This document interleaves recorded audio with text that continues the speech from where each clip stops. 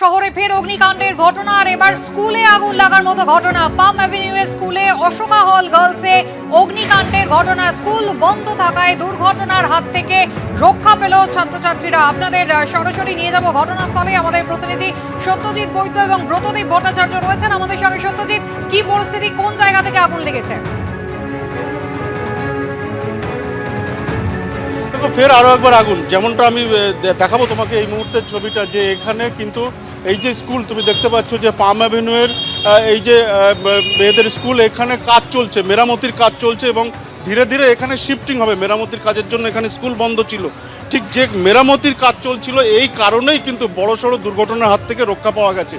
যে ছবি এখন দেখাচ্ছে প্রীতম চক্রবর্তী, ভিতরে যে জায়গাতে মেরামত হচ্ছিল, সকাল থেকে মিস্ত্রিরা কাজ করছিল, সেখানে ঘণ্টাখানেক আগে আগুনের ফুলকি দেখতে পান স্থানীয় বাসিন্দারা। সঙ্গে সঙ্গে দমকলে খবর দেওয়া হয়, ততক্ষণে আগুন ছড়িয়ে পড়ে। যেমনটা প্রাথমিকভাবে মনে করা হচ্ছে, স্থানীয় বাসিন্দারা যেমনটা মনে করছেন, যে এখানে যে মিস্ত্রিরা কাজ করছিল সেখান থেকে কোনোভাবে শর্ট সার্কিট হয়েছে, যে কারণে এই অগ্নিকাণ্ড। তবে যেহেতু এখানে এই আজকে স্কুল চলছিল না, শুধুমাত্র মেরামতির কাজ হচ্ছিল, ঠিক সে কারণে কিন্তু বড়সড় দুর্ঘটনা থেকে রক্ষা পাওয়া গিয়েছে। পাশাপাশি তোমাকে এলাকার ছবি দেখাবো, খুব ঘিঞ্জি এলাকা। তুমি পাম অ্যাভিনিউয়ের মতো জায়গা, তুমি যেখানে দেখতে পাচ্ছ ঠিক উল্টো দিকে অন্য আরও একটি স্কুল রয়েছে।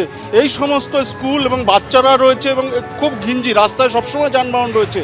বড়সড় দুর্ঘটনা ঘটতে পারত। ইতিমধ্যে কিন্তু দমকলের দুটি ইঞ্জিন এসছে এবং কাজ চালাচ্ছে।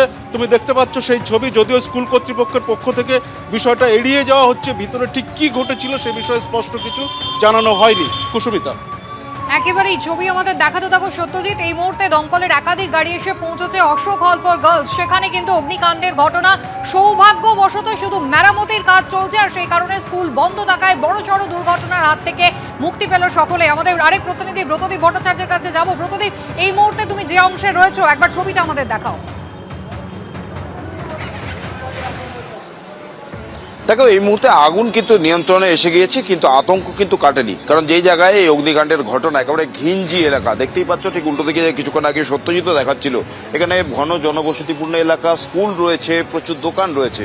এবং যেখানে আগুন লেগেছিল, অর্থাৎ এই অশোকা হল গার্লস হায়ার সেকেন্ডারি স্কুলের 3 তলায়, এই বিল্ডিংটি অন্যত্র, অর্থাৎ স্কুলের যে অংশটি সেটা অন্যত্র স্থানান্তর করা হয়েছে অস্থায়ীভাবে। এবং এইখানে কিন্তু রেনোভেশনের কাজ চলছে এবং সেই কাজের সময় এসির কাজ চলছিল। তখনই কিন্তু শর্ট সার্কিট থেকে প্রাথমিকভাবে অনুমান করা হচ্ছে যে আগুন লেগে গিয়েছিল। এবং সবথেকে বড় বিষয়, যে শ্রমিকরা ভেতরে কাজ করছিলেন তাদের কিন্তু একটা বড় আশঙ্কার জায়গা ছিল, কারণ গোটা বিল্ডিংটি কিন্তু এখন বিভিন্নভাবে স্ট্রাকচার দিয়ে, লোহার পাইপ দিয়ে ঘিরে রাখা হয়েছে। কাজেই যদি আগুন বড় আকার নিত, শ্রমিকরা কিভাবে বিল্ডিং থেকে বেরোতেন সেটা নিয়ে কিন্তু একটা যথেষ্ট সংশয় রয়েছে। এবং আশপাশে আবাসন রয়েছে, স্কুল রয়েছে, সেখানেও কিন্তু আগুন ছড়িয়ে পড়ার একটা আশঙ্কা ছিল। যদি এখনো দমকল কর্মীরা এই গোটা বিল্ডিং খতিয়ে দেখছেন, এবং একই সঙ্গে এটা সন্দীপকে দেখাতে বলবো, সিএসসির কর্মীরাও এসছেন।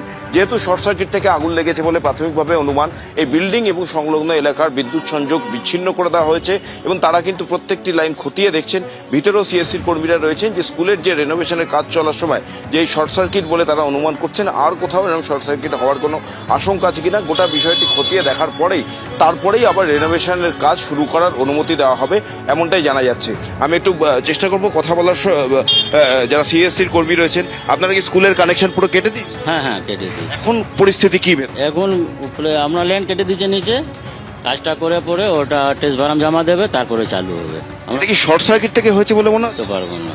কি দেখলেন ভেতরে, কি অবস্থা? উপরে 4 তলা উপরে পুরো জ্বলে জ্বলে। হ্যাঁ। বুঝতেই পারলে একটা ভয়াবহ পরিস্থিতি। যে সময় ভেতরে রেনোভেশনের কাজ চলছিল সেই সময় অগ্নিকাণ্ডের ঘটনা, স্বাভাবিকভাবেই আতঙ্ক ছড়িয়ে পড়েছিল। তবে এখন পরিস্থিতি অনেকটা আয়ত্তের মধ্যে। সিএসসির কর্মীরা, তারা দেখতেই পাচ্ছ, তারা খতিয়ে দেখছেন আর কোথাও থেকে কোনো দুর্ঘটনার কোনো আশঙ্কা রয়েছে কিনা। এবং ভিতরেও কিন্তু পুলিশ আধিকারিকরা রয়েছেন।